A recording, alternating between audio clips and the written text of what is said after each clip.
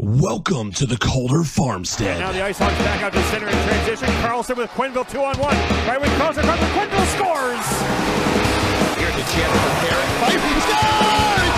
Off the face-off! Up it's Eminger.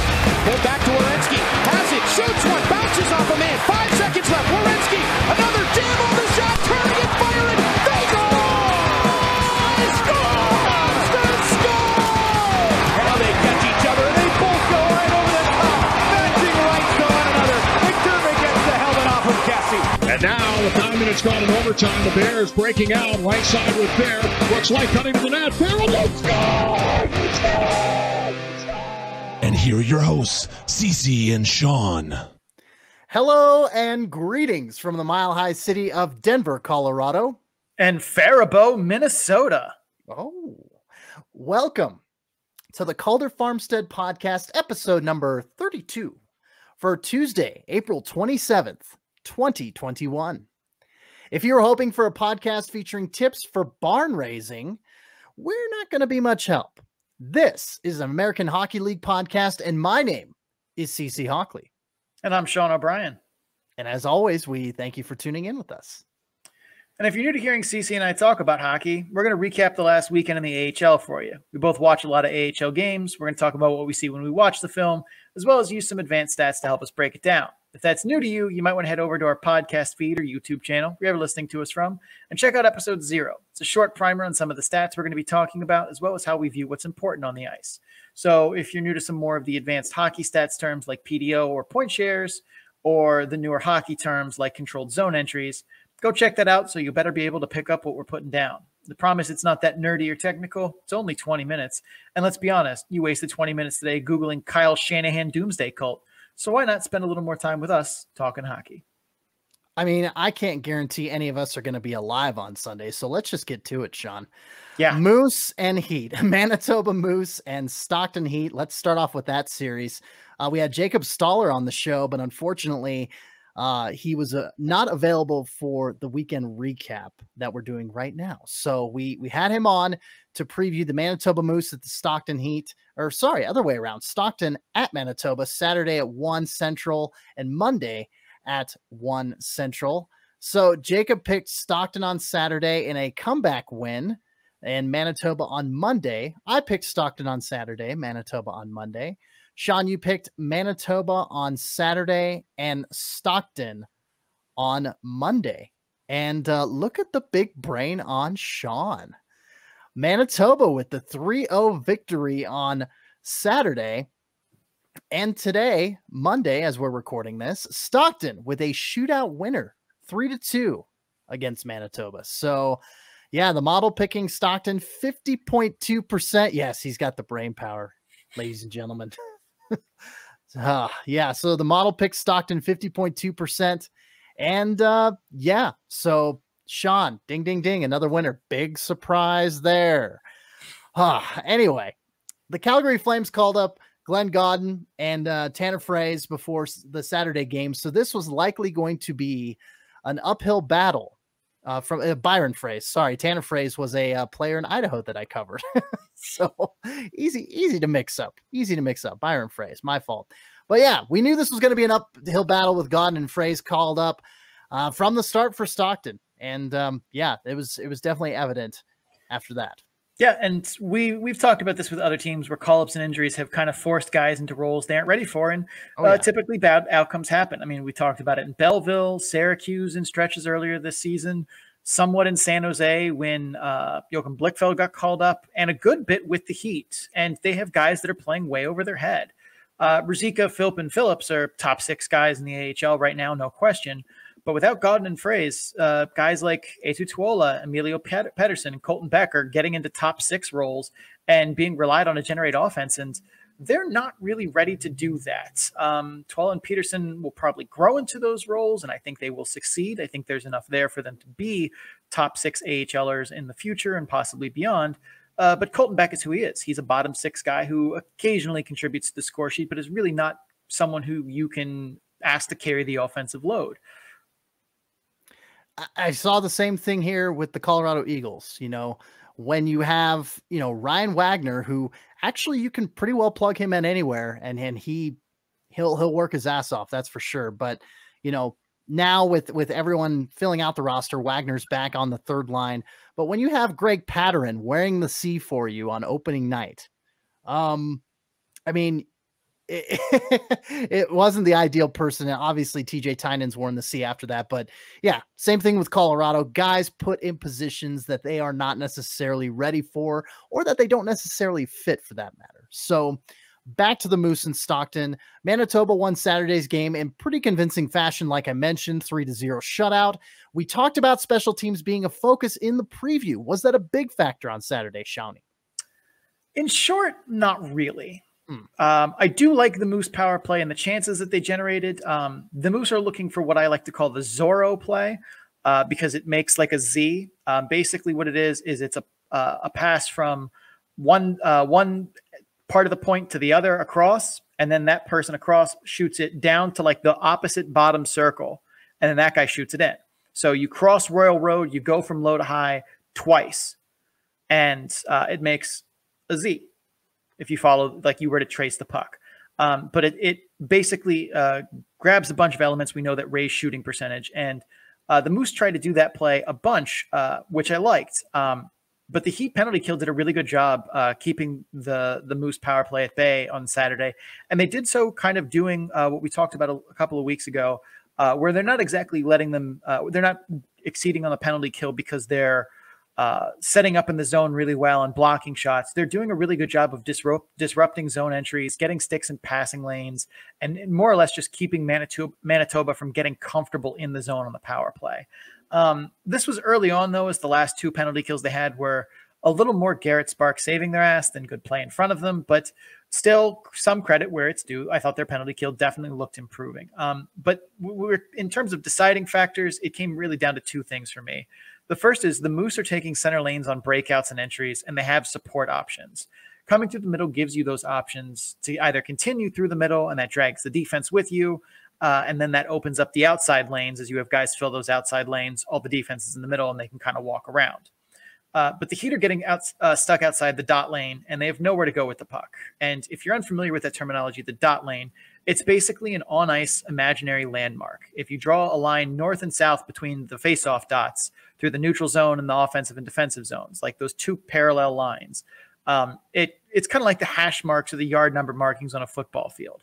Basically, you want to be inside the dot line or the dot lane when you're doing break-in or breaking into the zone or anything like that, because it gives you those options to either continue moving forward or to swing to the outside. Whereas if you're outside the dot lane, there's only one place to go, and you have to kind of deal with the fact that you're getting pushed into the boards. So in short, the Moose got control of the dot lane when they were doing breakouts. The Heat did not, and it made it a lot easier for them to defend.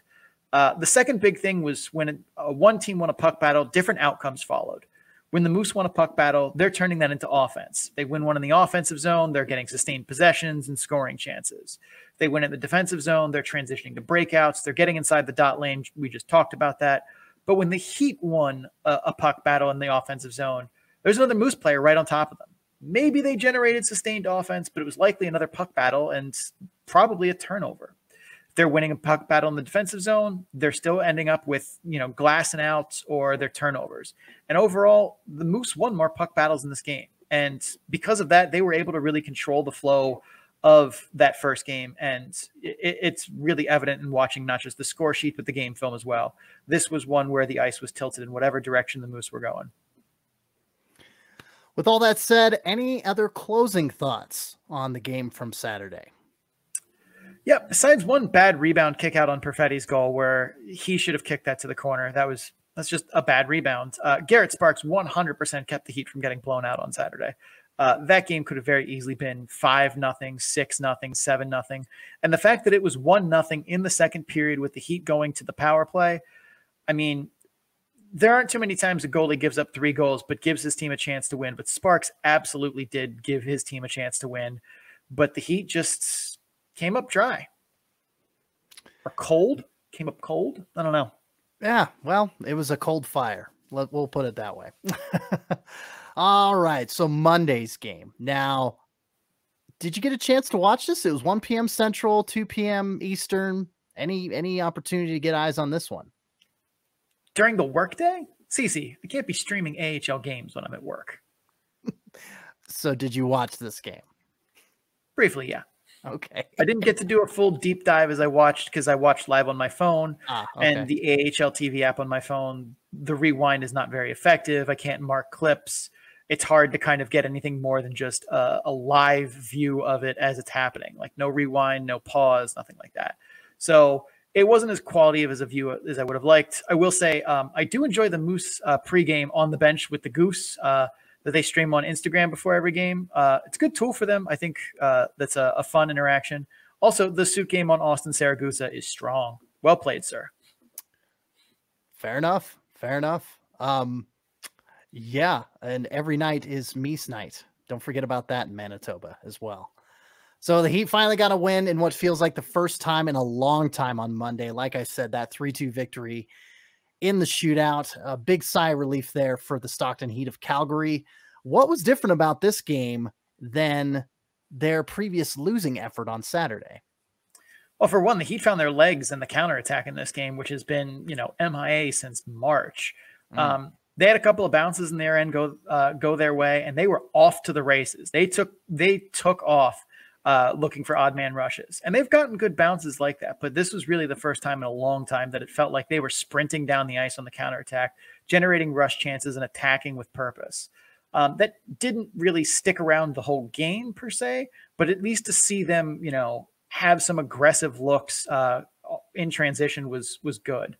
They also did a better job of getting zone exits. They did a much better job forechecking. This was probably their best forechecking game that I've seen in 10 games for them. And now these efforts weren't perfect, to be sure. There was definitely a moment where they got caved in their own end badly in the middle of the first off a few blown zone exit attempts. But overall, it was a much cleaner and more effective execution than Saturday. And that definitely helped keep kind of the balance of the game. I thought the Moose were the better team in this game. And while the Heat weren't undeserving of a win per se, I felt like Manitoba still controlled the flow of play a little more. They had the better scoring chances. But in the end, the Heat managed to pull one out in a shootout off of what was not their best effort, but their probably most improved efforts in the last little bit here. And I think they are going to be one team that is just not necessarily looking for the exit, but I think they are going to be more than anything relieved when the season is over. Oh, yeah. Just a handful of games left before the Canadian division ceases regular season play. So, yeah, the Stockton Heat of Calgary breathing a sigh of relief as they get a victory on Monday and hit the home stretch. They've got another game against Manitoba on Tuesday evening at 6 p.m. Central. But as the standings currently sit, Laval, of course, in first place. Manitoba in second place in the Canadian division with 29 points. Stockton has 23 points. They sit fourth, even though Toronto and Belleville are third and fifth above them. Gotta love that points percentage because of all the wonkiness of game cancellations and everything. So gotta love that. Well, hey, let's take a quick break. I know we've got a big segment coming up with not one, but two guests. First time on the Calder Farmstead that we're going to be doing the Foursquare. We'll harken back to our elementary school days and do a little Foursquare setup here. But we're going to take a quick break, probably just one ad here. Then we'll get into Lehigh Valley and Binghamton. Okay, we've returned from that quick advertisement break. Now it's time to go to the North Division and talk about the Lehigh Valley Phantoms and the Binghamton Devils. Now, they had a 2-game set. They switched back and forth on home ice. Lehigh Valley went to Binghamton on Friday, and Binghamton went to Lehigh Valley on Saturday. So just a quick little 2 days, 2 arenas in 2 days. I picked Lehigh Valley for the sweep because I can't pick bingo. It's just against my good conscience. And Sean, you picked a Phantom sweep as well, but hesitantly because you had the feeling that Sandstrom would get a start there, and he's, quote, bad. So the model picked Lehigh Valley in both games, of course, 56.7% on Friday, 57.2% on Saturday. And the results, of course, it was a Phantom sweep. We both got it right. Yay! Woohoo! I love when I'm right. Yes, yes, yes. Yes, yes. Lehigh Valley 4-2 on Friday. Lehigh Valley 3-2 on Saturday. And guess who got the start on Saturday? It was your boy Sandstrom. And yeah, both him and McIntyre, only 2 goals allowed in their games. So bravo to them. Bravo to them. All right, Sean, let's get to the games. It's games themselves. Sean, did you know that the Phantoms hadn't played a game in 16 days? I feel like this was one of those facts that, we just kind of, just forgot about or didn't see. COVID protocols they've kept him out of action for that long. I mean, you can tell by me stuttering like a fool. I mean, wow. Yeah, I mean, I had no idea. You would have thought the Phantoms would have mentioned that on the broadcast at least once this weekend. Oh, I sense a hint, maybe a twinge, maybe a whole heaping pile of sarcasm there. A skosh. Well, hey, let's focus on some debuts here, as 3 players made their AHL debut this week, 2 in this series. Let's start with Alexander Holtz's debut on Saturday for the Binghamton Devils. Yeah, I was pretty impressed. He made a lot of nice plays in the neutral zone to keep possession going. Definitely an offense-first player, as he cheated on zone exits quite a few times where his defense would be, just about to recover the puck, and he's already gonzo. But other than that, like his line with Thompson and Brent Seney, I thought they clicked pretty well. Still some wrinkles to work out, but on Saturday, Brent Seney looked like he cared about hockey for more than 2 shifts for the first time in months. And that line was really effective in generating offense. Holtz didn't score, but he definitely put a lot of rubber on the net and did, made goaltenders work for that W in his first game on Saturday. So it was not a, blow the doors off first impression, but a very solid one in my book. Not everyone can be Cole Caulfield, that's for sure. And who's getting his NHL start tonight as we record, actually. So I believe they're already playing, so don't mind me. You mentioned Tyce Thompson on Holtz's line, another young gun. He also made his debut this weekend, and you pair those 2 guys with Brett Seney, and yeah, how did he do? How did that go? I was less impressed with him, but still not underwhelmed, I guess I would say. He had good moments. He has good puck skills and still has an NHL shot. He's not much of a playmaker, but I still see an NHL toolbox there. I think my biggest concern with Tyce Thompson is he's an average skater, and he still looks like he's adjusting to the speed of the pro game, but there's some good details and moments there that I saw. He obviously didn't light the world on fire, but I don't think he looked terribly out of place. I don't know if he makes an impact in a significant way before the end of the season for the Devils, but with a full training camp in 2021-22, I think he could be someone to watch out for in the AHL, and I think he's probably going to need a full season in the AHL before New Jersey comes calling, but still someone to keep an eye on for the season, but not set the bar too high for expectations. Lastly, in the debut recap, or at least continual debuts in the season for that matter, Cam York. How did he look after we kind of talked about his rough first outing for the Lehigh Valley Phantoms? He looked really good. If you want to, while I'm yammering on, look up how he's doing tonight, because I think I saw that he has a goal and 2 assists already as we're recording in this game.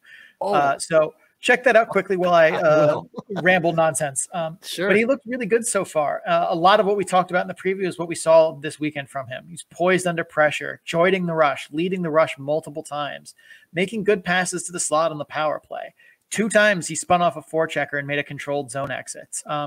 I wasn't really sure about the pairing of him and Logan Day. As we mentioned in the preview, that none of the Phantoms right-handers are really defensive defensemen, and guys like Day and York are both going to want the puck and to jump in the play, and we saw that a bunch, but it seemed to work out well.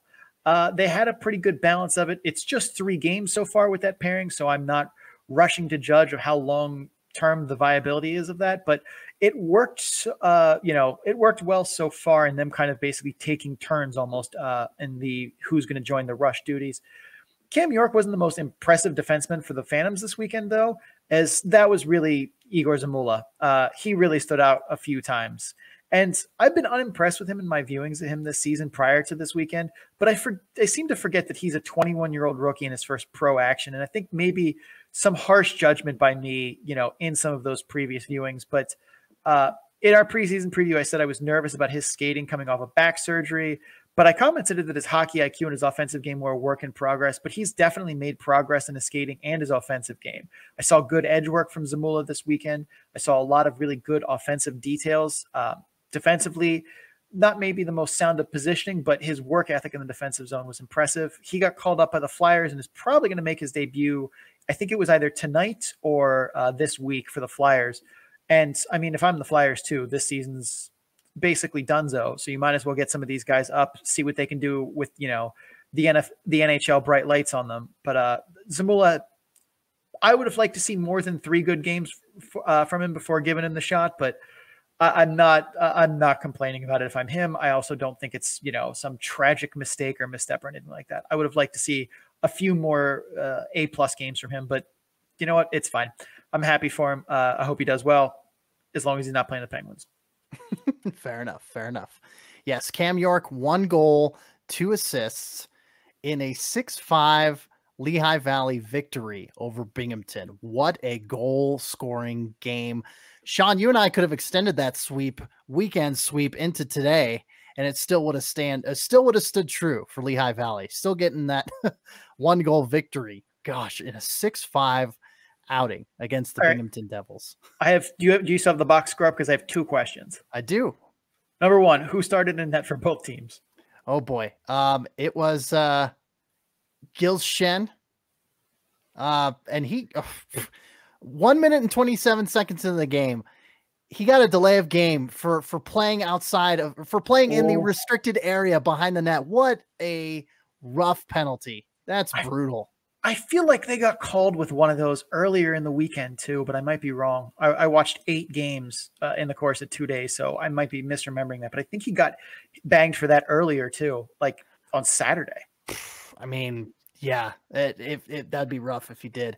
But he only played 1 period because he let in 5 goals in that first period. So you put in Merrick's Mittens. Yep. Mr. Mittens, 22 saves on 23 shots on goal. Not too bad. Maybe you should have started him. Played the Flyers side or the Phantom side. Zane McIntyre, 16 saves on 21 shots. Ow.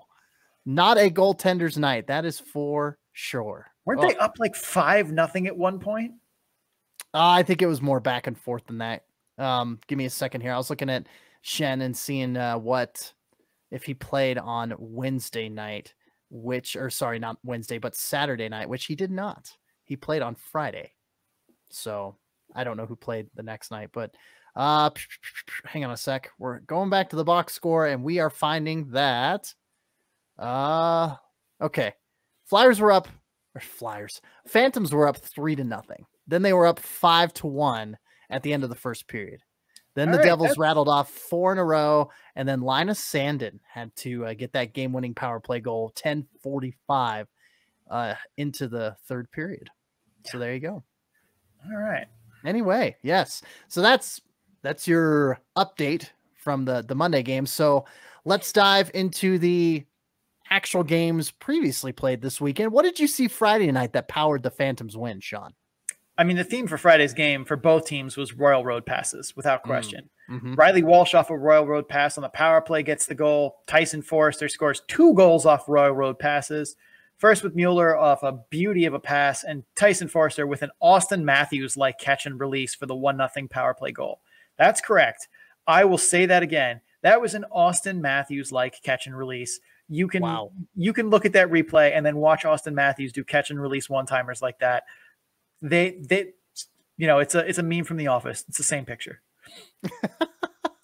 I mean, in general, though, Binghamton continues to make bad turnovers and allow sustained possessions because of these turnovers. I mean, under any pressure, Odachuk maybe makes the least accurate first pass out of the D zone of anyone in the AHL. Riley Walsh has got to be a close second. Vukojevic can't be that far behind Walsh.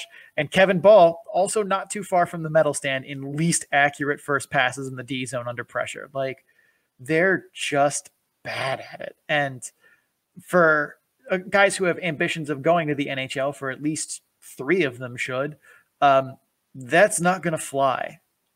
If if AHLers are pressuring you into making bad turnovers and you're end off those receptions off of the wall or off dump-ins and making first passes, yeah, that's not going to work if you're going to go to the show. I really hoped that you made that reference with Lehigh Valley's guys that it wasn't going to fly at the NHL level, because I know. Moving on. I got a big old and thumbs down from Sean there. They all can't be winners. It's a living. Let's flip to Saturday. What was the tale of that game? Binghamton was, for the most part, better in the first period in terms of getting play moving out of their zone, but they were bad in the second and came back to the same old script of not being able to get zone exits and just giving the puck away in their own zone. I will say they came out in the third with absolutely no quit. And from the sounds of the box score you just read to me, they did more of the same. And I will give credit to them when everything else around them is crumbling. You know, a lot of fans seem to be quitting on them as they know the team is leaving, which is bad fandom. But that team is resilient in the fact that, like, they will not just, you know, go through the motions of this, you know, of third periods they're getting, you know, trounced in.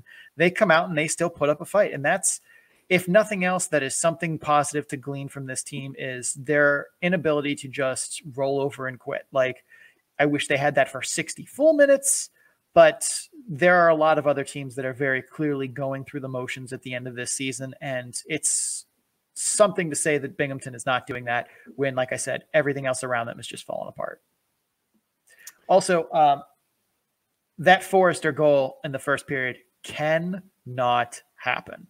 Mittens needs to corral that O'Reilly blind pass. I thought he should have pulled it in instead of trying to poke it out in the slot, but that's a huge difference in a game that finishes 3-2. The rest of the goals weren't really Mittens' fault, but that one was that is a benchable offense in my opinion as a coach. But then again, we've talked about how I have a short trigger finger for yanking goalies, but that goal really changes the outcome of this game a lot, because then everything else being equal, it's a 2-2 game going to overtime. It's basically a coin flip. That Tyson Foerster just goofy poke that he puts in the net in the first period, that's the game right there. Yeah. And, you know, yes, Mittens did start on Saturday. That kind of wrapped that up from what we were talking about earlier. But you think a guy with a name like Mittens would get his glove down and get that mitt on it. You would think. But alas, not everybody can live up to their namesake, unfortunately. Hey, speaking of namesakes, Cal O'Reilly creeping ever closer to that 500th career assist mark in the AHL. Hey, Sean, did you know that he's Ryan O'Reilly's brother? Really? Didn't know either of those. That's really interesting. You'd have thought they mentioned it on the broadcast at least once. Oh, he stared into the screen again. Look at that. A little bit of another helping of sarcasm from Mr. O'Brien. Yeah. Anyway, hey, closing thoughts on the weekend series here. AJ Greer, another visible pair of games. And I can't tell if AJ Greer's goal deflects off the defenseman's stick or it's just an absolute snipe, because this game is filmed on a potato in Newark. I don't know if that makes it a Taylor ham potato or a chipped beef potato. But AJ Greer, impactful in both games. So I really can't be sure what was going on earlier in the season. If now he's just clicking with teammates in this system, if he's finally healthy, or if he just really hated Bridgeport. I can't imagine he likes Newark better, but it's, you know, teach their own. Yeah. I will also say, too, as a kind of closing remark here, Lehigh Valley's penalty kill is letting passes through that should not be available to them. Linus Sandin let Royal Road passes go through a few times, 2 on the same shift. One was Riley Walsh's power play goal that we talked about earlier. Connor Bunneman let a Royal Road pass go through when he was very much responsible for that lane. Max Willman let one go through to Holtz that he thankfully didn't get enough of to shoot quickly. But that's something that if we talk about the Phantoms penalty kill slowly down, you know, slowly trending down, that's something that needs to be fixed. If you're their assistant coach in charge of the penalty kill, or you're their video coach, you need to be pulling those clips of them letting passes through where their sticks are supposed to be in that lane and are in that lane, and they're not getting on those very critical passes across Royal Road. Another thing to point out is the Phantoms power play relies very heavily on 3 forward, 2 defenseman units, which is dumb. Day and York on the first unit, Zamula and Wyatt Wiley on the second unit. Playing both of them at the same time on the power play is not preparing them for the NHL, as NHL power plays are 4 forwards, 1 defenseman, and they both can't play the point when they're out there simultaneously. So you're not really preparing them to play a spot on the power play in the NHL when that role doesn't exist for them in the NHL. Playing 3 forwards, 2D that heavily is not helping those guys develop. You should stop doing it. Also, it's not an effective power play. And as much as we critique Lehigh Valley's power play, they are now first in the North Division. They have usurped the Hershey Bears in the standings, at least for the time being, with a .727 points percentage, 14-4-2-1. Hershey is now 17-6-2-0 at a .720. So 0.007%. Lehigh Valley is ahead of the Hershey Bears. And of course, the Binghamton Devils. Oh, the Binghamton. Yeah, that's a mouthful. I know. The Bungle Devils, B-Devils, 5-13-5-1, .340 points percentage. Going out with a whimper, unfortunately, in the Binghamton market this season. Sad day, man. Sad day. Well, it's time to bring some friends into the show once again. Both of them have appeared on the show before, but never together. And never have we had myself, Sean, and two other people on the show at the same time. So Deana Weinheimer, Cleveland Monsters correspondent, and Andrew Rinaldi, Chicago Wolves correspondent, both of the sinbin.net, coming on to talk Chicago and Cleveland. Cleveland sweeping the weekend against the Chicago Wolves. Wow. Anyway, we'll talk about that here in a second. We got some sponsors. Have a listen, will you? All right, we've covered 2 series already. And this third one is going to be a double feature because not only do we have one guest, we have 2 guests for this segment, a first for the Calder Farmstead podcast. We're bringing back on Deana Weinheimer, the Sinbin's Cleveland Monsters correspondent and AHL editor, not necessarily in that order. And we've also brought on the Sinbin's Chicago Wolves correspondent, Andrew Rinaldi. So Deana, get in here. Andrew, get on in here. How you guys doing? Hey. Hey. Doing good, man. Doing Long good. time no chat, guys. I know, Yeah. right? It's been like 72 hours, something like that. Something like that. Maybe 96. Math is hard. But Don't hey, ask me to do math. I won't. Sean will, he's in the same boat with you there. He was told there would be no math. That is often a phrase that he utters on the program. So Counting to 4 is already high enough for me. And I mean, this many guests, usually you got to pay double for that kind of action, Cotton. So let's get started. Love it. Let's do it. So, yep, Cleveland and Chicago, we had to get double the action because wow, what a hell of a series, or a hell of a 2-game set that we watched this weekend. So, yeah, Chicago traveled to Cleveland there at the Rocket Mortgage Fieldhouse Saturday and Sunday, 4 p.m. Eastern on both of those days. Deana picked a Cleveland sweep. Bravo. Thank you. Bravo, Deana. Yes, because that's exactly what Cleveland did. But yeah, I picked Cleveland on Saturday, Chicago on Sunday. Sean did the same. Monsters on Saturday, Wolves on Sunday. The model, Sean's nice little game analytic model tool, picked Cleveland as the favorite in both games, 52.5% rather.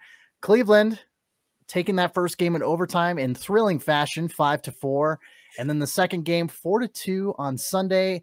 And as I was surprised to find out, because, we cover 28 teams and some things fall through the cracks, but the Central Division's correspondent for Full Press Hockey, Elaine Shercliffe, pointed out that Cleveland takes the season series. They sweep the season series against Chicago 3-0. Yes. And so 4 games? Four games. Yes. Oh, okay. I misread that. Okay. Yeah, I went to AHL.com and I only saw 3 games. So thank you for your correction. Wow. 4-0. So, man, again, both of these were wild games filled with quick strike offense, a bit of back and forth, some dump and chase, then a stretch pass and goal.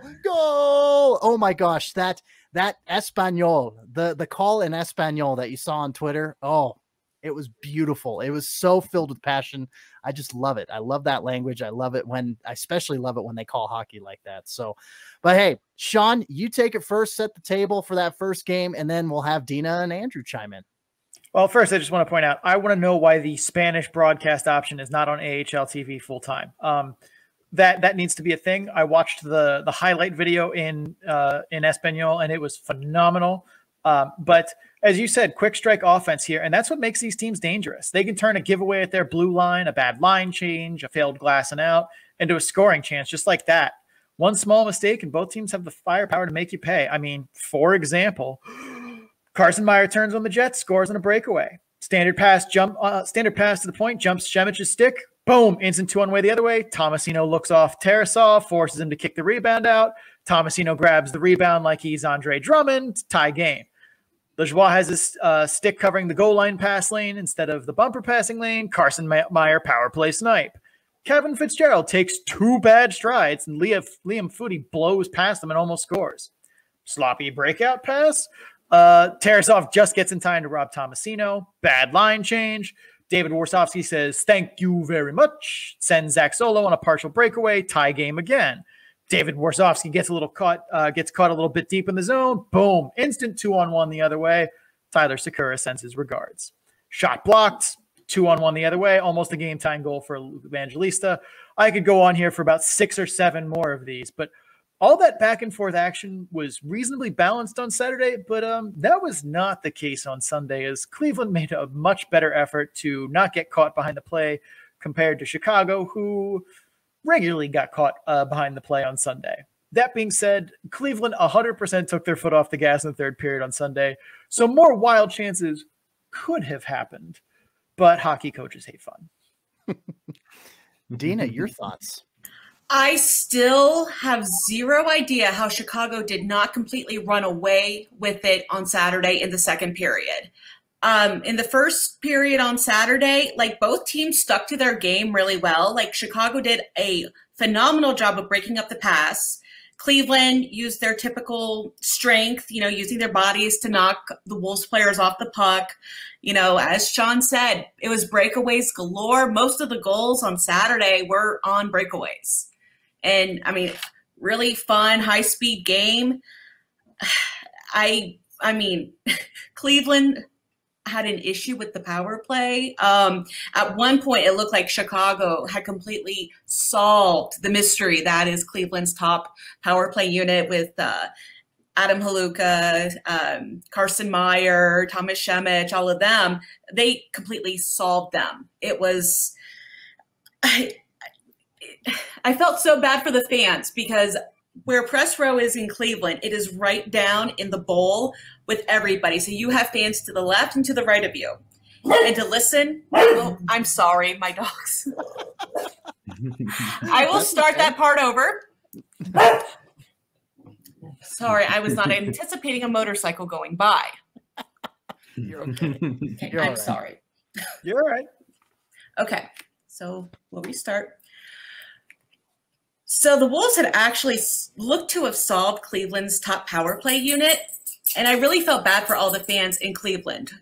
For those that don't know the layout of the Rocket Mortgage Fieldhouse, the good old Romo Fijo, press row is down in the bowl with everybody. So you're sitting there covering the game. You've got fans to the left and right of you, and they were getting so upset because Cleveland's power play has been amazing this year. Both special teams have been great. But honestly, the difference was the right goalpost behind Daniil Tarasov. Dominic Bach, both in regulation and in overtime, got it past Tarasov, but completely wrung it off of that right goalpost. That was the difference on Saturday. Andrew, your thoughts, my friend? Yeah, that box shot looked like it was coming straight at my face from where I was sitting. So that I had the perfect angle for it, and I was ready to stand up and to start going for it. But the post had other plans. Saturday, I mean, was a real back and forth kind of affair. I mean, Chicago they've had this real bad habit lately of just not starting off on the right foot and giving up these early goals. That's not Saturday was 8 straight games. Sunday was 9.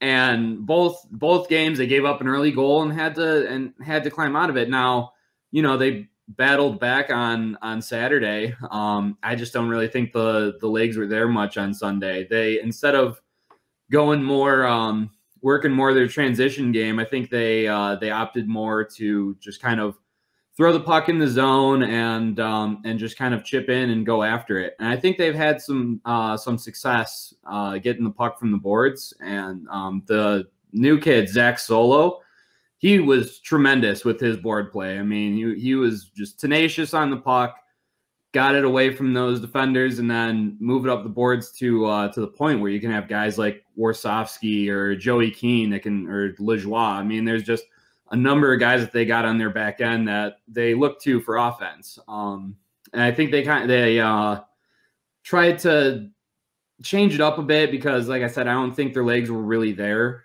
And it was really evident in the third period where they just couldn't get through Cleveland's defense. Then, to the Monsters' credit, they clogged the middle up and didn't allow anything easy. And when it was there, who else but Kivlenix? I mean, that guy's just had Chicago's number all season. He's 3 games, 3 wins. What more could you ask for that? So it's been a tough stretch for him coming off the protocols. Then you got to go on the road to a very good Cleveland team. 1 point in 2 games is kind of tough to swallow, but I don't think they played reasonably bad. I think the mistakes can be cleaned up a bit here and there, but what team doesn't have something to work on? So I mean, all things considered, missing Ryan Suzuki, missing Jamison Reese, you don't have a couple young legs like that. It's really tough to get it going back to back on the road, just coming off of COVID break. Other than that, I mean, yeah, it's tough. You got to eat a bit of humble pie, losing to your rival, getting swept by them. It's just the way it goes sometimes. I enjoy Cole Smith's goal, though. He was right off the faceoffs. He's just hanging out on the half wall, and all of a sudden he's just kind of looks down like, oh, I have the puck. It wasn't even looking like a planned shot. He just kind of whiffs it out there, and next thing you know, it's behind Tarasov. That's the one thing that I noticed with Tarasov, though. He's really good whenever someone's coming at him from down low, but he seemed to completely zone out when facing the longer shots. And those were more the ones that tended to really kind of get by him. I don't know what that was about, but something that they got to watch for. All right. We mentioned it a little bit earlier, special teams. Now, we all kind of talked about it in the preview that special teams were likely to play a big factor. I mean, like we mentioned, Cleveland has the best power play percentage in the league, still does even after this weekend. And yeah, how did that work out? I mean, what did you guys notice? We'll start with Sean, of course.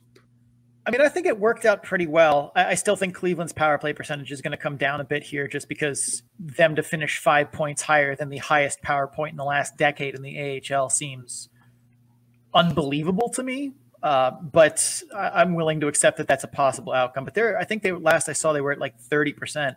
But I mean, it went okay for them this weekend. They went 2 for 3 on Saturday, scoring on essentially the same play. Haluka draws both defenders to the half wall, hits the bumper, which is Carson Meyer, with a saucer backhand pass. He rips the one-timer for the slot for the first goal.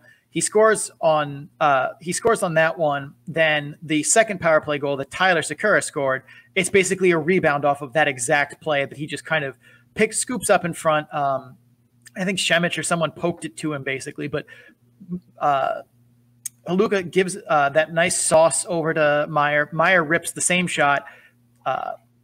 Chicago makes the save. Rebound comes right to Tyler Sakura in front. He bangs it home. But the idea that they're, basically have that play really well dialed in, it's almost like a different version of the Oshie Caps goal line play that we talked about earlier. But this is also a weirdly officiated game. It's well below average for the penalties called in a typical Wolves game on both sides, and as well as one where I felt like the officiating standard shifted a lot, where there were sometimes penalties called where other times, like, that's, a mugging in most cities that will get you arrested. And it's like, no, that's a hockey play here. No official special teams goals on Sunday, but let's be honest, Max Lajoie snipes one as the penalty box door open. That's a power play goal. But there certainly were a lot of grade A chances on Sunday too. Haluka with the breakaway, Bach had a tip shot from the point that it could have easily gone in that was on the power play. So I thought the special teams did what we kind of advertised in terms of, making a mark on the weekend in terms of who really took control of the series. I've been happy to see that Chicago's at least managed to get some of its penalty kill problems down. And from a tactical standpoint, they looked fine for the most part. Like those backhand sauce plays from Haluka to Meyer are really hard to stop. So I wouldn't necessarily put that on them from a more than your stick needed to be better in that lane. Deana, your thoughts on Cleveland's power play and penalty kill from the weekend? Well, I think this weekend was the tale of the penalty kill. With the amount of penalties that there was, and to only have 2 official power play goals on the entire weekend, that speaks a lot to the power play units on both, to the penalty kill units on both sides.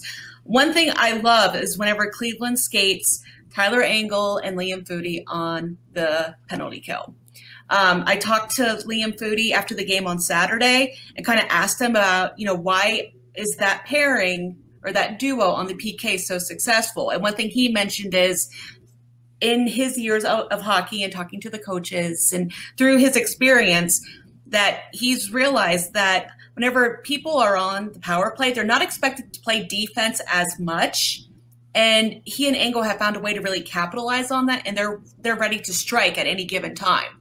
That would be why they have so many short-handed attempts, because they're thinking more offensively minded on the penalty kill, and it honestly just works for them.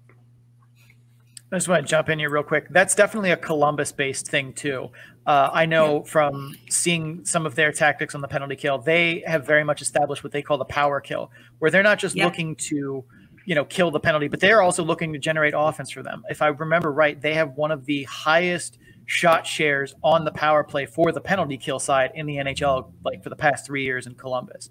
So that's definitely something that's filtering down from the top. And it's not surprising to see, because Cleveland has guys with speed who can, definitely look up and see that there's a forward defending them on this, 2-on-1 or 1-on-1 and take advantage.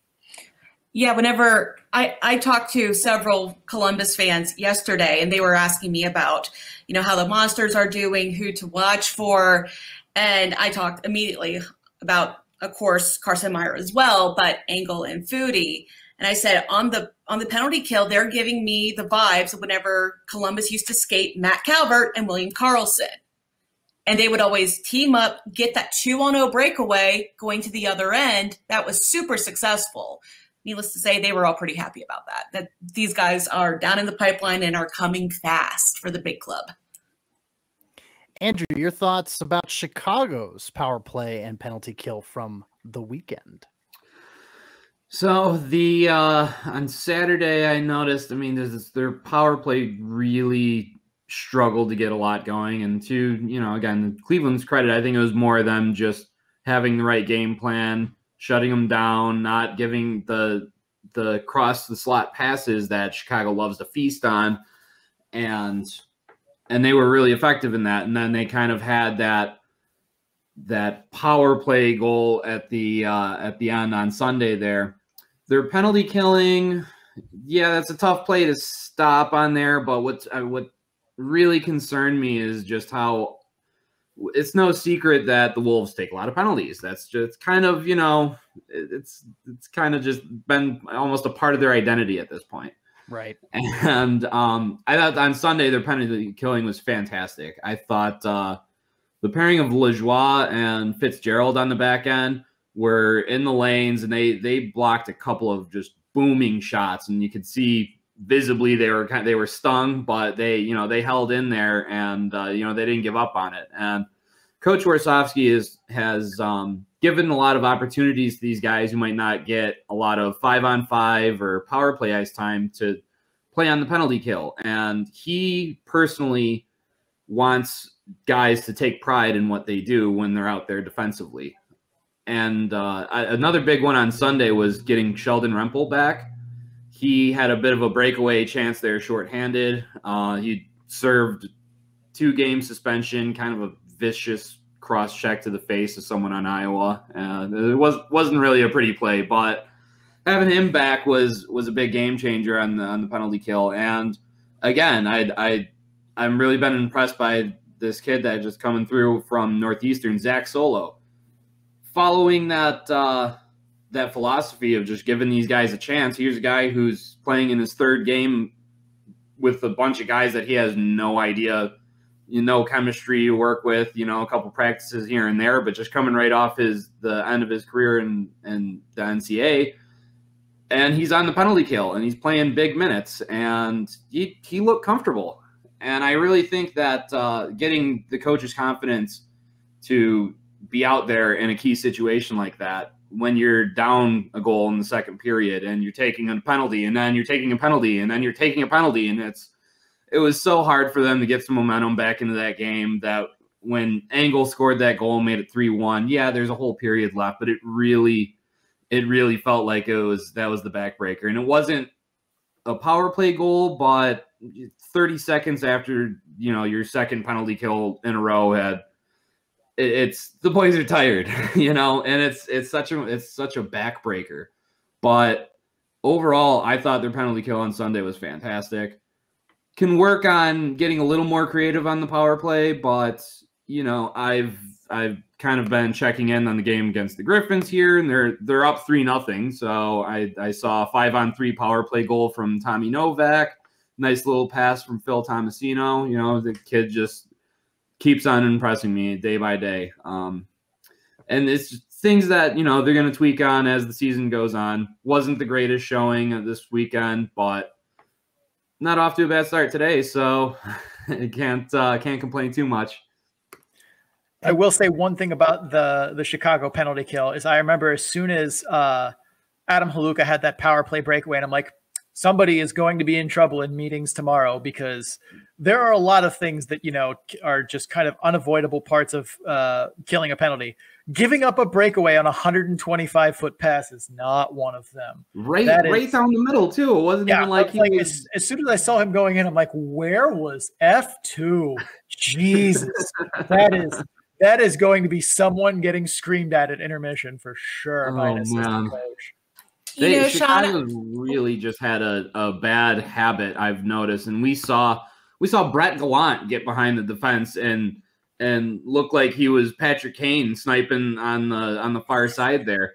I don't like Haluka, Carson Meyer. This has been a problem where I like that Chicago's defense likes to be aggressive and likes to activate on the rush and get in on the offense. But someone's got to be responsible, It's like if one guy goes up, maybe the other guy can hang back a little more. I don't know. I grew up as just the consummate defensive defenseman. I hesitated going over the red line, let alone the blue line. So. You would be an excellent coach in your pursuit of no fun. Exactly. That would be me. I would have been the coach's pet there.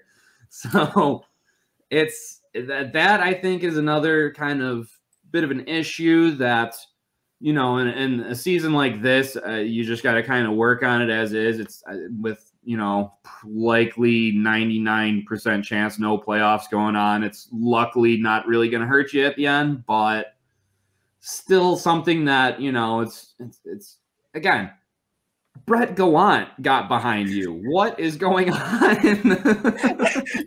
He's sneaky. I don't know how he's sneaky with that big of a body, but he can be sneaky sometimes. But Sean, do you think Adam Haluka was listening to us before the game on Saturday with how well he played? I mean, it's like I said, it's one of those things too, where I feel like if this were a regular full length season where we said in the preseason that like Adam Haluka is going to be a big source of this offense, like we're still supposed to be, not even halfway through the year in a normal year. So like this was the momentum that he was supposed to carry to make me look smart in like, April, May. But like now we don't have those moments because the season's, basically over. But like, right.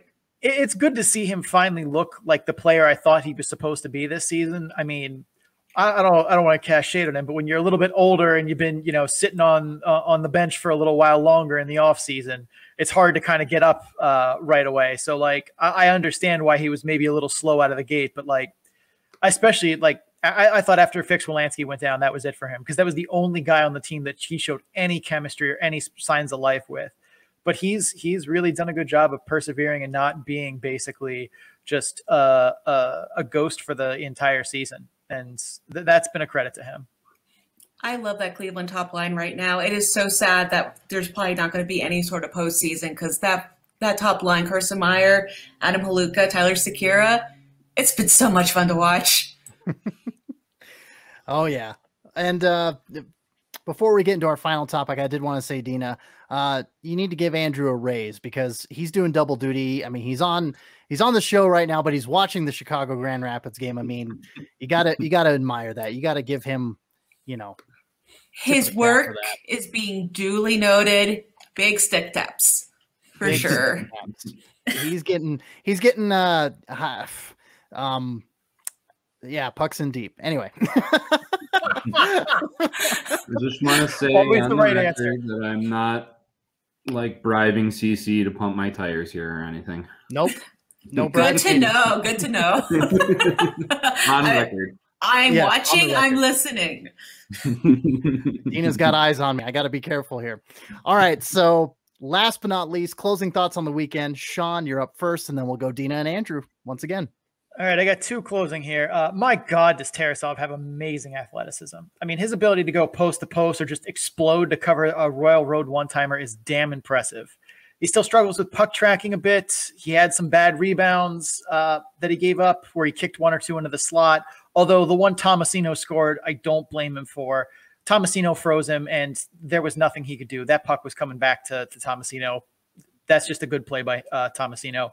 But he has that explosiveness you want to see from a potential starting NHL goalie and a potential very good starting NHL goalie. I still, goaltending is basically made up in voodoo, so who knows if he actually gets there to achieve it. But from a raw tools perspective, he is much better than I remember seeing on fuzzy KHL games. Second, last thought of the weekend here is Cleveland has 8 games in their last 18 days. Chicago has 10 games in their last 19 days.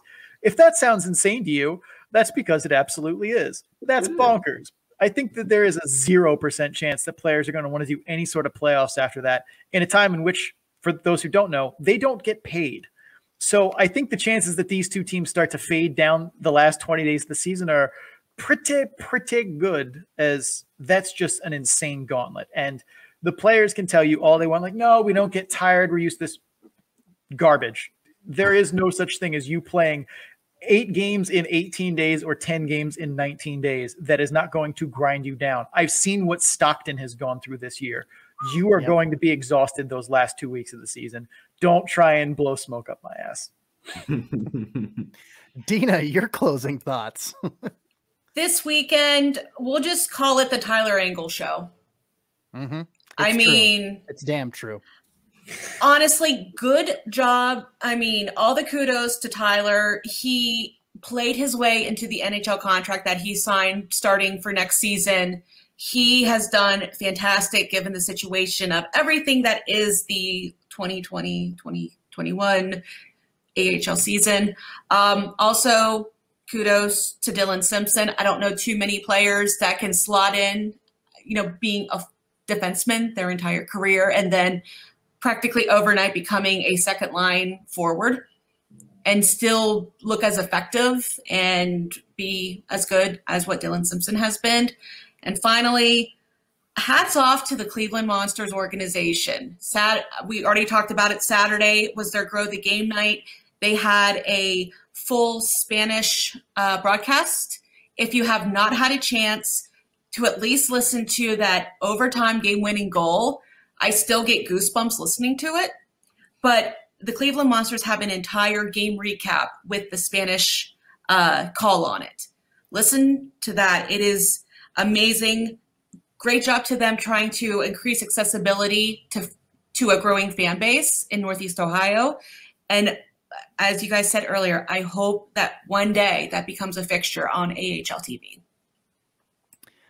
Pardon my rough and ready Spanish, but muy divertido y importante por la deporte de hockey.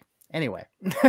I know 8 words of Spanish, and I would listen to the Spanish broadcast if they put it on. Absolutely. Just the call of that breakaway. It was like, how did it go? It was like Engel Patafuti, goal! And oh my gosh, like amazing.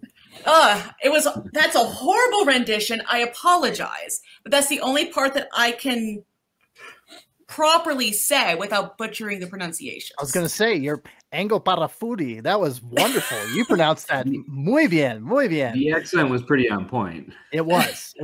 I credit my husband. He speaks Spanish beautifully. I, on the other hand, took 4 years of German. So, the beautiful language. Oh, Andrew. Yeah, I know. Andrew, your closing thoughts, my friend. Okay, so for something to build on, I really liked Chicago's board play this weekend.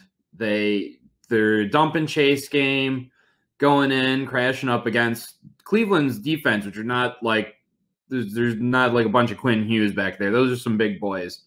But to be able to dig the pucks out of there, move them up to the point, I think that's something you can certainly build on going forward. And as I said, they got puck movers up on that blue line that can really do some damage. So I think they can keep building on that.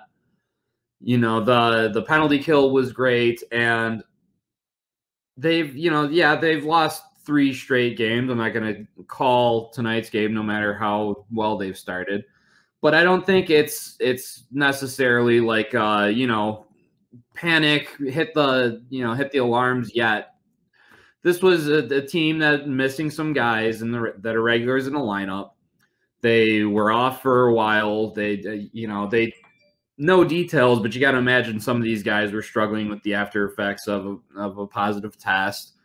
And I thought that they ended up playing pretty well against, and it's not a scrub team over in Cleveland. They're second in the division for a reason. So, it's just kind of, I know, you lose 3 games. Everyone wants to start panicking all of a sudden because at season's beginning, you're winning 9 straight, you're blowing everyone out, and you figure you got to keep doing this. Well, teams make adjustments. You lose Seth Jarvis, you get hit with COVID. It's just, take a breath, pump the brakes a bit. It's a good hockey club. It sucks getting swept in a season series.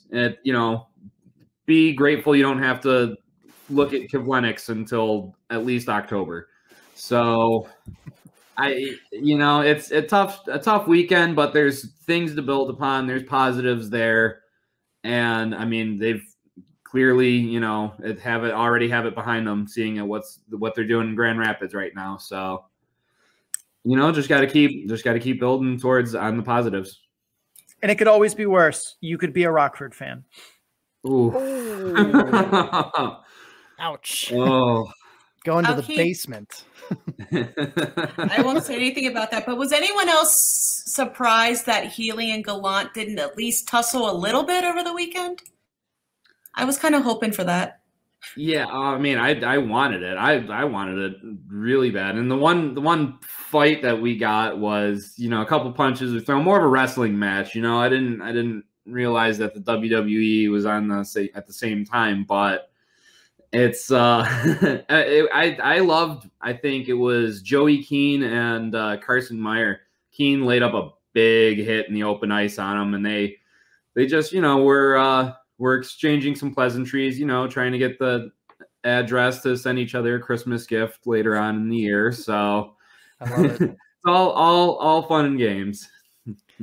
Well, Chicago still maintains first place in the Central Division, 15-5-1-2, 33 points. That's a .717 points percentage. Cleveland sneaking up on them in second place there, 13-7-1-0, 27 points. That's a .643 points percentage. So we'll see how the regular season shakes out for both the Chicago Wolves and the Cleveland Monsters. I think that's going to be it for this segment. Double shot of the Sinbin.net, Deana Weinheimer, AHL editor and Cleveland Monsters correspondent, Monsters Musings podcast, Andrew Rinaldi covering the Chicago Wolves for the Sinbin.net. The Sinbin.net giveth some great correspondence here on the Calder Farmstead, and we are eternally grateful that you guys have joined the show. Anything else you want to add in regards to where folks can find your work?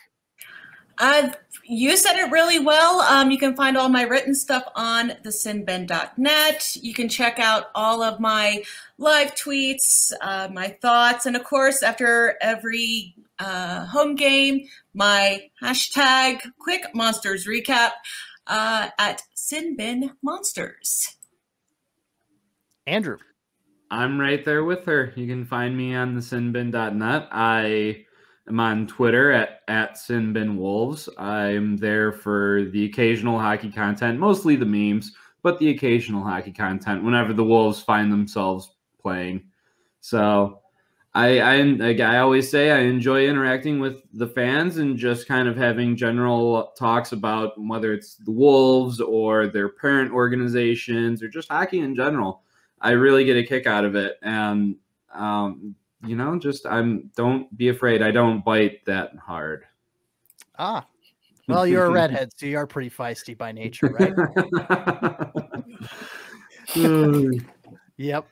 Well, Deana, Andrew, thank you guys again for coming on. Tell Matthew Harding, thank you for allowing you guys to participate in the podcast. We appreciate it. Absolutely. CC, Sean, it's been great. And thanks for having us on again. You guys always play a good host to us. So we appreciate it. Absolutely. Thank you guys. And we appreciate you being such attentive and knowledgeable guests. What can we say? So Deana Weinheimer, Andrew Rinaldi, adios, my friends. See ya. Take care, big guy. You too. All righty. The Sinbin.net giving us some great insight. All right. Well, it's been 35 minutes with those two. Well, us four, the four of us with our combined energy, we make Captain Planet or something like that. So it's time to take a break. We're missing a fifth person, that's for sure.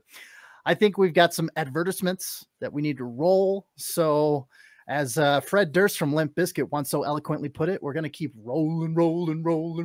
Yeah. You're welcome, Sean. We'll be right back. Special thanks once again to the Sinbin's Deana Weinheimer and Andrew Rinaldi covering the Cleveland Monsters and Chicago Wolves respectively for the Sinbin.net.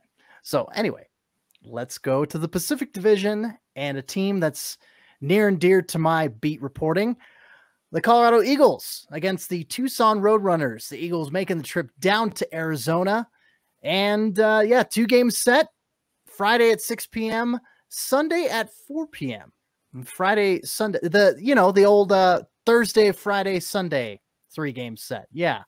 Not usual fare for the Colorado Eagles, that's for sure. But we both picked Tucson on Friday, Colorado on Sunday, and the model had Colorado at 57.6%. Raise the roof, as the kids say these days. What? Nailed it. I was like, what was that look for? Because we nailed it. Tucson 3-2 on Friday, Colorado 4-1 on Sunday. All right, Cece, let's get into this one a little bit here. We talked about with Brett Farah, we've talked about for weeks, this kind of Jekyll and Hyde approach that Tucson takes, where sometimes they look like a legit team, and then other times it looks like they're sleepwalking through games. Did we see more of this Jekyll and Hyde shenanigans from the Roadrunners this weekend? Oh, yes.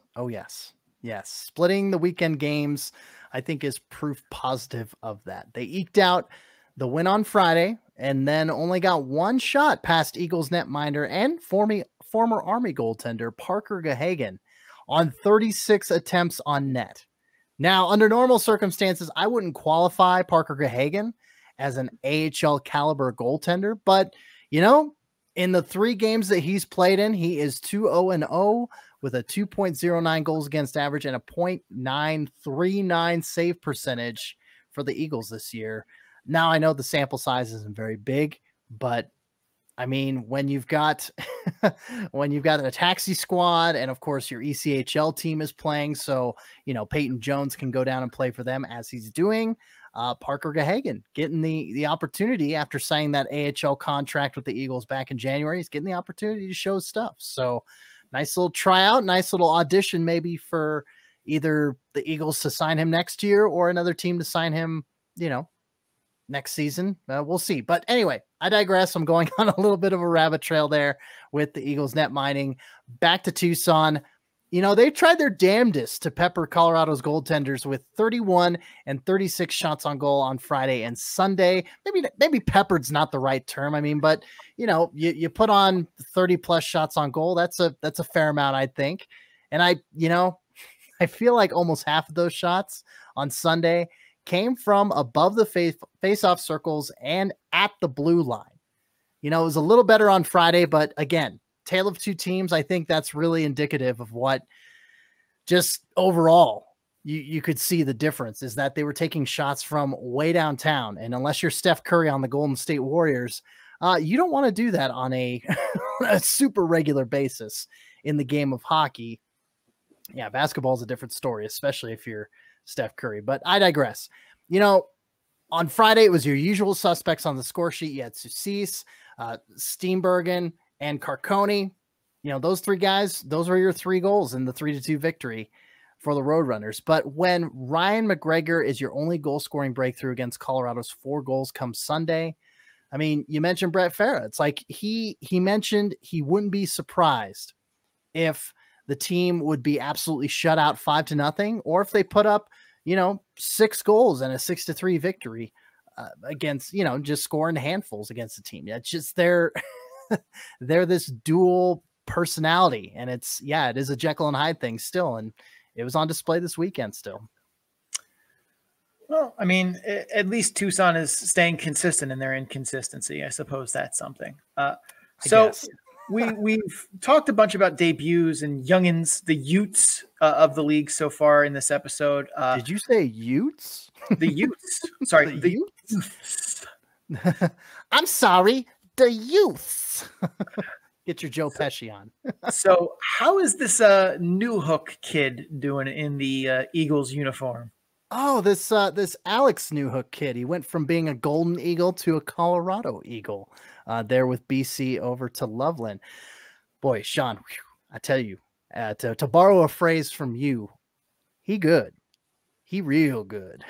He scored a couple goals this weekend, including the game winner in that 4-1 win on Sunday.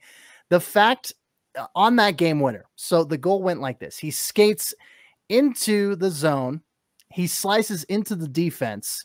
The defense collapses on him, but he's at that upper slot portion of the left wing faceoff circle. He draws the defenders in. They're presenting quality defense, but he still manages to wrist that goal home. I mean, the kid's got some talent to put the puck in the net, despite a scheme bearing down on him. Like, it wasn't Tucson's fault. The defensive scheme was not collapsing in the slightest. They were collapsing onto him. They weren't scattered or anything like that. They pressured him, and he still put the puck in the back of the net. This kid is just he is a cut above, I tell you. And they put him on a line, I noticed on Sunday, with a couple of other rookies. You had Riley Woods and Sampo Ranta, another guy who came in just a couple days before Newhook made his debut earlier this month. Ranta has been impressive in his own right.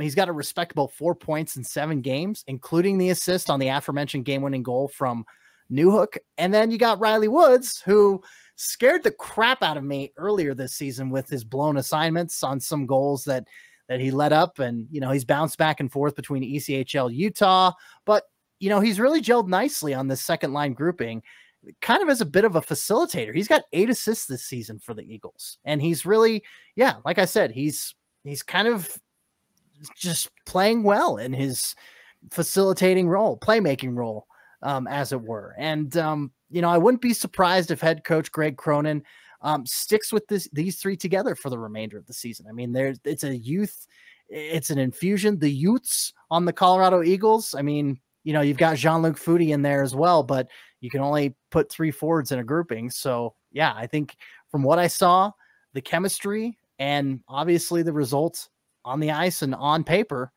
these guys, they gel really well. And I think Newhook He's going to be talented. I think he's going to be in the NHL next season. I don't think he's going to make his debut with the Avs just because they have a wealth of riches, as it were, both on the active roster and on the taxi squad. So I don't think Newhook cracks that, unfortunately, or maybe fortunately. Maybe it is for the best for him just to kind of finish out his year with Colorado, even though they are burning a year of his ELC, which is kind of a head scratcher. But when you've got the talent, I mean, why not use it?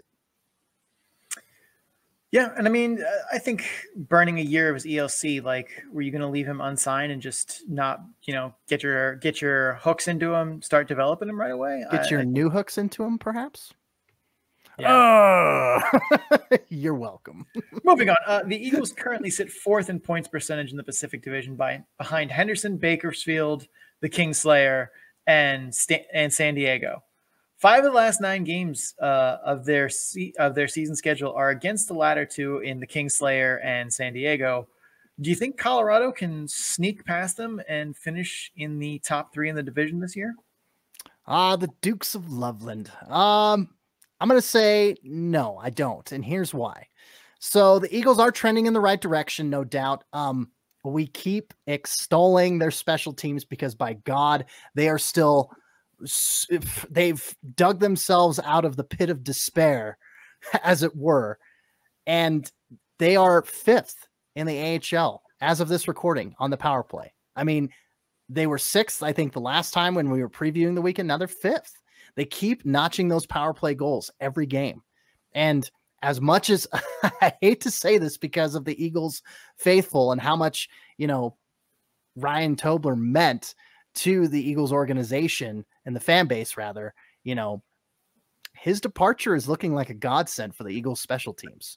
And Brett Clark is definitely, I mean, if I were to point the finger, it coincided pretty well. I need to write an article about it and do a little bit of a deep dive because it's so damn impressive.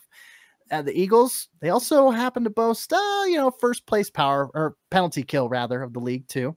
So they've got those things going for them, which is nice, but I can see them stealing points from those two teams in 4, but can I see them stealing points in 4 of those 5 games or 4 or all 5 games? I can't. I think Colorado will take 2 of 3 from Ontario this coming weekend. They play Wednesday, Friday, and Saturday. And then the best case scenario to do the same against Baco and San Diego. You take a look at the standings, and Henderson is a cut above. They're not going to be caught by anybody, in my opinion, even if they are starting to slump a little bit. But with Bakersfield in 2nd and San Diego in 3rd, Baco 0.629 points percentage, San Diego 0.625 points percentage. Colorado drops off quite a substantial bit at 0.558. I would say Bakersfield and San Diego have to epically collapse and just drop down for Colorado to pop back in there and get into the top 2 or top 3.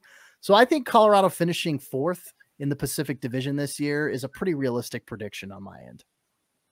All right. I mean, we don't have an updated version of the model because one of us whose job it is to update the model has been super lazy the last 2 weeks. So whoever that guy is, he's slacking. But tomorrow there will be an output from the model that's updated through Tuesday's games. So maybe we can see, how the model feels about things. But until that time, do you have any closing thoughts on the weekend here from Tucson and Colorado?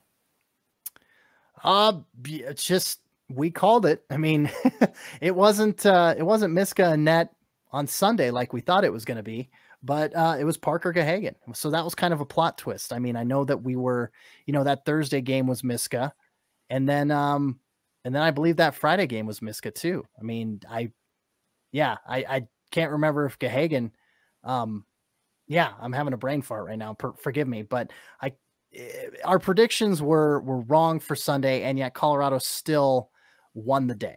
They still earned that victory after Gahagan got the nod. So yeah, it was kind of a surprise for that to happen. And it was Miska. I mean, he only allowed 3 goals, 28 saves on 31 shots, but for Miska to get back-to-back nights on Thursday and Friday, it was kind of a bit of a surprise. And same with Prosvetov. They went with Thursday and Friday, Miska Prosvetov. That was the matchup. Kind of a bit of a surprise for me. Yeah, well, they still haven't gotten into abiding by Arizona goalie law yet, so we'll give them another week until they start seeing risk of sentencing. But for right now, they're holding out. But I think we are due for a little bit of a break here before we head into our other Pacific Division series. So if this is your jumping off point for us, please make sure to subscribe to the podcast wherever you're listening from. Follow us on social media to find all of our latest episodes, memes, and shenanigans, and general tomfoolery. But if you're here to you want to continue on to listen to the Ontario Reign portion of the show, we appreciate it, and they'll be up next after we pay some bills here. All right, so we're going to be staying in the Pacific Division, talking about Colorado and Tucson. Now we're going to be talking about the Ontario Reign and their couple of games against Bakersfield and San Jose. One game each against those teams, I should mention to clarify. So Ontario traveled to Bakersfield on Saturday, played them that night, and then they came back home, quote unquote, to El Segundo, California, where they're playing out of this year, and they hosted, quote unquote, San Jose. So I picked Baco on Saturday, San Jose on Sunday. Sean picked a Ontario sweep. The model picked Bakersfield 60.3% favorites and Ontario 52.6% favorites against San Jose. The results, well, we were both wrong. Ontario 2-0 victory on Saturday and San Jose 4-2 victory on Sunday. Boy, were we wrong. Sally Slappy Swami Samsonite. I was way off. Oh, anyway, 2 games for the Reign, 2 very different results. Like I said, a 2-0 win over the Kingslayer on Saturday and a 4-2 loss to the Barracuda on Sunday. Burn to the wick. Sean, what was the difference that drove the results in these 2 games? Oh, without a doubt, it was the voodoo. Oh, Villalta won Ontario the game on Friday. There is no question about that. He made a few absolutely enormous saves. The defense didn't play that poorly in front of him, especially compared to how it's played recently, but they definitely gave up way too many good chances to Bakersfield. Had Villalta brought his B-plus game instead of his A-plus game, we're talking about a different outcome here. But Bakersfield being down McLeod to call up, Gambardella to what I presume is injury, and Marodi to definite injury mid-game certainly tipped the scales in the Reign's favor. But this was a Villalta show. I mean, especially for me, who said in the preview episode that I wasn't big a believer in him. If I thought he was capable of that performance 70% of the time he gets in the net, I would be a much bigger believer in Matthew Villalta. I still am not, but that was an impressive performance by him.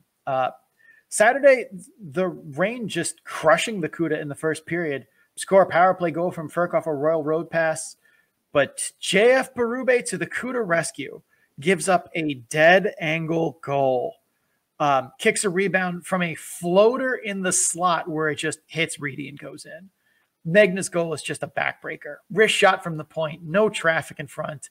Very much looks like a white of the eyes, stare down snipe from 80 feet away. Like, that's, this was a tale of two goaltended games for the Reign. Oof. Power of voodoo. Yeah, not in their favor, at least in that last outing. But Villalta, yeah, I almost nominated him for the cream of the crop because of his performance there, but I did not. Anyway, we talked a little bit in the preview about the defense, and as a group, they aren't the most mobile. We focused on that as more of a problem defending the rush as opposed to how it impacts the offense. So let's get into that now. What did you see from the defense from an offensive aspect? I saw some of the defense jumping up and joining the rush. Strand did a few times, so did Mark Alt. However, I think Ontario would benefit a lot more from having their weak side D be more involved in breakouts on the rush. We did talk about this a bit in the preview about the Reign struggling to get good zone exits, and they use short support on a lot of breakouts. What that means is the defense will put the puck up the boards to the forward along the boards, and that forward along the boards will find a second forward who's supposed to be close by, who should be swinging through with speed around the tops of the circles. And because he's nearby and he's in motion, this should be a high percentage pass to him, either directly to him or you can kind of glass it out and he picks it up on the other end. But because he's close and this is a predictable route, these can be easy to disrupt. And it's also really the only option for an exit.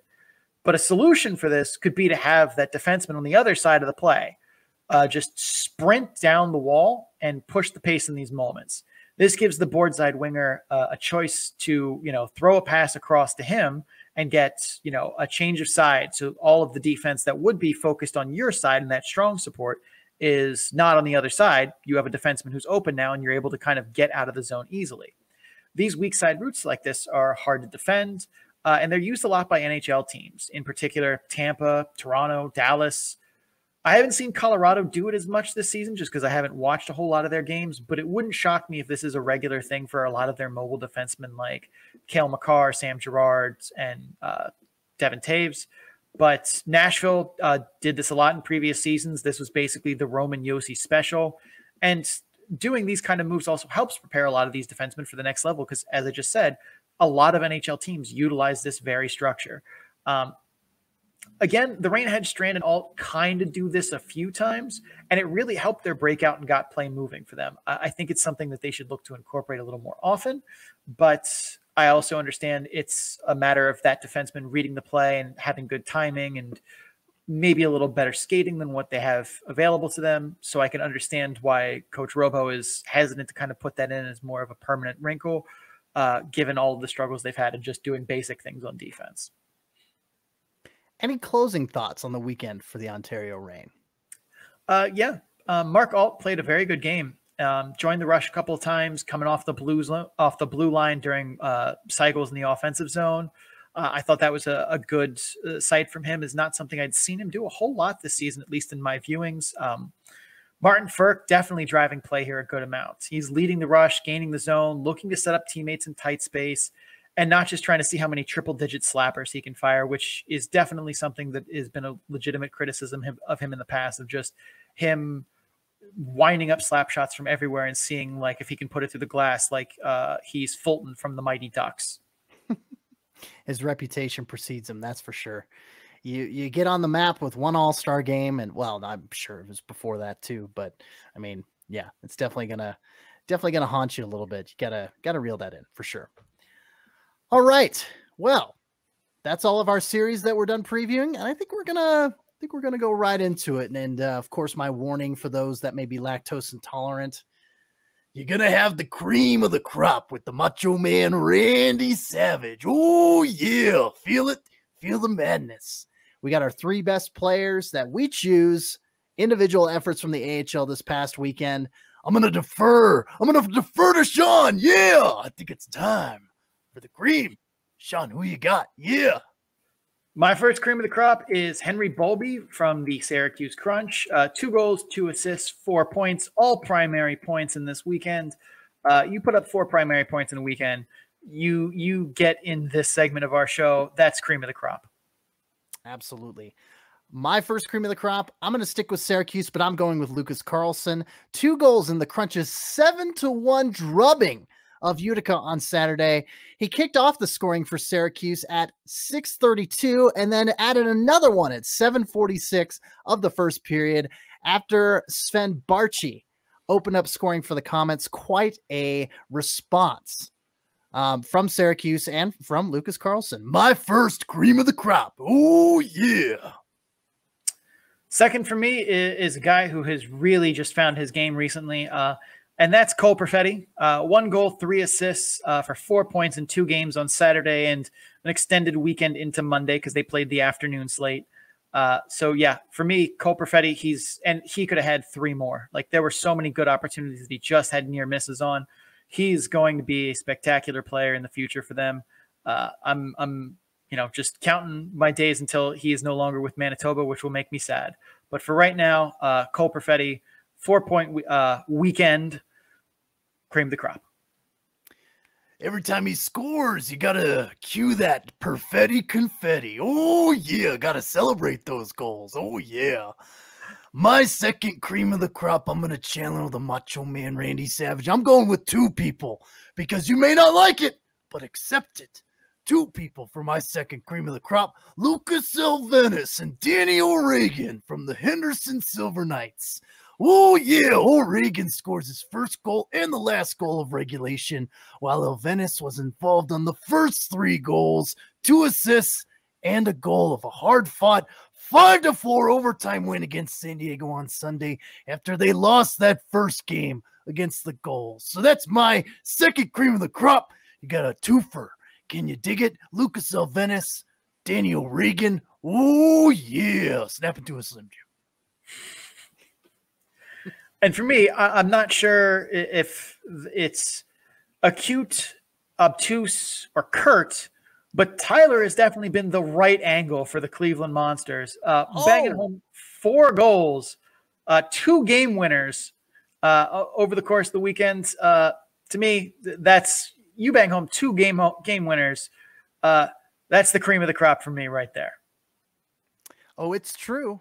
It's damn true, as I mentioned earlier. And I'm glad you caught that. I saw you laughing. That was good. That was good.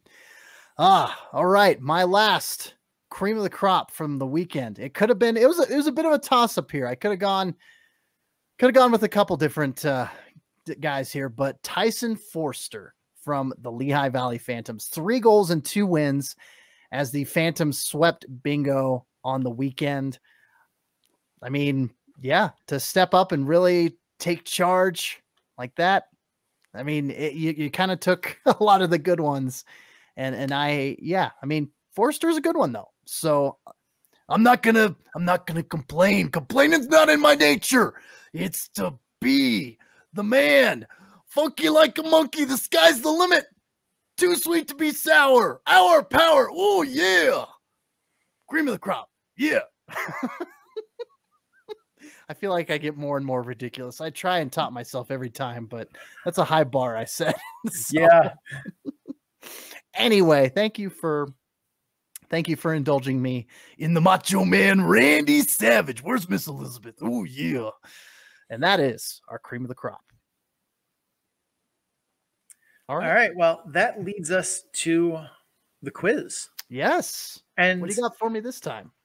We've had kind of a theme going on the past week here. We talked about, Cal O'Reilly and Ryan O'Reilly. We talked about last week with the sets of brothers that are on Colorado and Cleveland and other places. So this week's quiz is called Family Ties, and it's pretty straightforward here.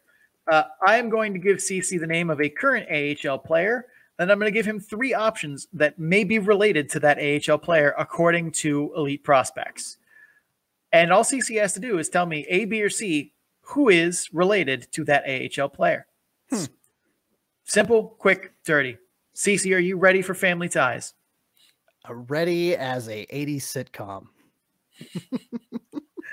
All right, first up, I tried to keep it local for you here. Alexander Fortin of the Colorado Eagles. Is that familiar one for you? Absolutely. All right.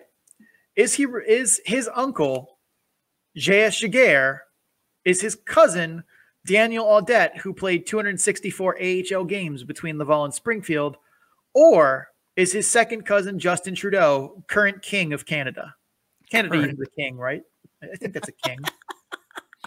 Yeah, they're somehow connected to the English monarchy. I think, they installed a king up there. Sure. I'm going to say B, Daniel Audette. Final answer. Oh, CC. According to Elite Prospects, his uncle is J.S. Jaguar. Oh, Jean-Sebastian. Okay. Yeah. Famed Colorado Avalanche goaltender. Famed, yeah. Even though he won the last player to win the Conn Smythe on a losing team in the Stanley Cup Finals in 2003, I believe. So that sounds right. Yes. All right. Second up is Matt Molson of the Hershey Bears. Is A, his uncle Jeff Molson, the owner of the Montreal Canadiens? B, his brother-in-law Jonathan Quick, the Kings starting goalie for the last decade or so? Or C, is his second cousin Sean Avery, who needs no introduction? I think it's B. Jonathan Quick is his brother-in-law. That sounds right. That is correct. Matt Molson's brother-in-law is Jonathan Quick. His wife's sister is married to Jonathan Quick. Yeah. All right. one for one here, CC. Not too shabby. We only got 5 of these, so that's a good start. Yeah, 1 for 2. Yeah. or sorry, 1 for 2. I can do math. Third up here, we have Ty Roning from the Hartford Wolfpack. Is his dad Cliff Roning, who played 1,100 games in the NHL with 869 nice points? Is his cousin JT Miller, Canucks first liner that got traded from Tampa Bay? Or is his brother-in-law Jordan Wheel, who's Laval's first line center? Ty's dad is Mr. Visor himself, Cliff Roning. That is correct. Mm-hmm. That is definitely his dad. It was not a very thoughtful question by me, but these were actually a lot harder to come up with than you probably would have thought. Can't blame you. Can't blame you there. I'll take the 2 for 3, though. All right. Number 4, Casey Fitzgerald of the Rochester Americans. Is A, his great-grandfather F. Scott Fitzgerald, who wrote The Great Gatsby. B, his uncle is Pat Fitzgerald, the head coach of Northwestern football. Or C, is his brother-in-law, Kevin Hayes, the center for the Flyers? Oh, I'm going to, yeah, of course, the only hockey tie is a brother-in-law deal. I'm going to say B, the head coach of Northwestern football. Oh, CC. Brother-in-law is actually Kevin Hayes, according to Elite Prospects, anyway. Well. All right. This is for all the marbles. Mm-hmm. All pretend 30 seconds marbles. That makes complete sense. Absolutely. It's a player we talked about on the podcast already, Dylan Simpson. All right. Defenseman / forward for the Cleveland Monsters. Is his dad A, Sean Simpson, general manager of the AHL's Portland Pirates from 1998 to 2002? Is his dad B, Reed Simpson, who played 301 NHL games between Chicago, Nashville, Pittsburgh, and Montreal, scoring 36 points and currently a scout for the Montreal Canadiens? Or C, is his dad Craig Simpson, who played 634 NHL games for Edmonton, Buffalo, Pittsburgh in the 80s and scored 497 points? Jeez. I'm going to say C, Craig Simpson, final answer. That is correct. Hey! Craig Simpson is his papa. Okay. So there you go. CC, another successful quiz. I really need to make these harder, apparently. I mean, I guessed on that last one. I just was like, okay. I know. I don't blame you at all for not knowing exactly who Dylan Simpson's dad was verbatim. But CC, you have 30 untimed seconds. What is on your mind? Well, I am currently wearing some Colorado Rockies swag in celebration of their cause of the long-suffering fan base of the Colorado Rockies. I know this is a different sport and this is a hockey podcast, but by God, some of the trades, if you're a baseball fan or if you're a sports fan in general, I'm not a big baseball guy, but being here in the Denver market and seeing the atrocities that Jeff Bridich has caused the Colorado Rockies this past year. I mean, I've heard this has been going on for a decade, but he finally steps down as the Rockies general manager today. And, you know, a part of me is glad that this has finally occurred, but a part of me is grieving because of the fact that it took him this long and he caused so much damage to the franchise of the Colorado Rockies to the point where he promised the generational talent, Nolan Arenado, that he would build a team around him. And he lied. He lied to the man because he did not. He did not build a team around Nolan Arenado. In fact, he traded the man to the St. Louis Cardinals and paid the Cardinals $40 million to take him. I believe it was $40 million. It was upwards of tens of millions. It was ridiculous. It might have been 50. I can't remember the exact number. I'm so frustrated right now. But the fact is, this was a long time coming, but this was too little too late. It's going to take years for the Rockies franchise to recover from this. But hey, at least I can go to Rockies games now and not have that on my conscience because a lot of fans were boycotting the team. And so maybe finally Bridich, I don't know, maybe he finally listened after he pulled his head out of his rear end. But that's my rant. Like I said, different sport, but by God, in the Denver market, the fans are breathing a sigh of relief, but unfortunately, in my opinion, it's, like I said, too little too late, and it's going to take a while for the Colorado Rockies baseball club to recover. All right. Well, that's it for the show. You guys are enjoying the show. Please make sure you subscribe so you get episodes in a timely fashion. Also, please rate and review the podcast wherever you are. So if you're listening to it on YouTube or on iTunes or on Spotify or Pod, whatever, please make sure you click the subscribe button. And if that place allows you to give us a rating, please do that as well. Doing so helps others find the show, and your reviews help us improve. If you're on YouTube, make sure you like and comment and tell us what you thought about the episode. You can also follow the show on social media at Calder Farmstead on Twitter, at the Calder Farmstead on Instagram and Facebook. Links to all of that and more can be found on our link tree, which is scrolling down below here on YouTube. But for those in the audio version, is linktr.ee/the Calder Farmstead. Our social links are all the way down at the bottom once you get through all the podcast links. But please make sure you click on those, show us some love. Our social media accounts are pretty fun follows. We share memes that don't get shared anywhere else. So be on the lookout for those. Cece, where can people find you? Well, my name is Cece Hockley. The Calder Farmstead is part of the Full Press Radio Network. You can check out our program, a lot of other good hockey shows, and sports and sports entertainment podcasts at www.fullpresscoverage.com. Nice little podcast drop-down menu there. Click on it, and the world is your oyster. As for me, I represent Full Press Hockey on Twitter at FPC_AHL, and my personal Twitter account is at CCHawk. That's SEESEEHAWK. 75 to 80% of my personal account is hockey, but every now and again I'll chime in on music or pro wrestling or one of my many other passions, like pretty much all of humankind. I'm a multifaceted individual. You will see that reflected on my Twitter account. Check out my writing on the Full Press Coverage Network at www.fullpresshockey.com. I am putting the finishing touches on a feature piece of my weekend spent in Indianapolis, Indiana, covering Kristen Bassnett, who had not photographed a professional hockey game in 405 calendar days. So stay tuned for that. I'll be dropping that hopefully sooner than later. Shawnee. I'm Sean O'Brien. You can find me on Twitter at Sean O'Brien81. That's SEANOBRIEN81. I'm also on Instagram at Sean O'Brien_81. You can find my stats work, all of that nonsense we talk about PDO and the model. That's all at bit.ly/datadumpandchase, all lowercase, all one word. Big thanks to Adrian Drake, who made our theme music. You can find him on social media at AD_dysfunction, DYSFUNCTION, so we can make music for you too. Cece, take us home. That is all for episode number 32 of the Calder Farmstead podcast. For Sean O'Brien, I'm Cece Hockley. We thank you and really appreciate all of your support and always listening. And once again, as always, as we close out the show, keep your stick on the ice.